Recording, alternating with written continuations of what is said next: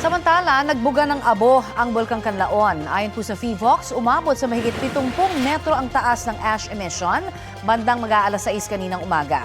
Sa nakalipas na 24 oras, nakapagtala ng 26 na volcanic earthquakes ang Kanlaon. Mahigit 2,000 at 400 toneladang asupre o sulfur dioxide ang ibinuga nito.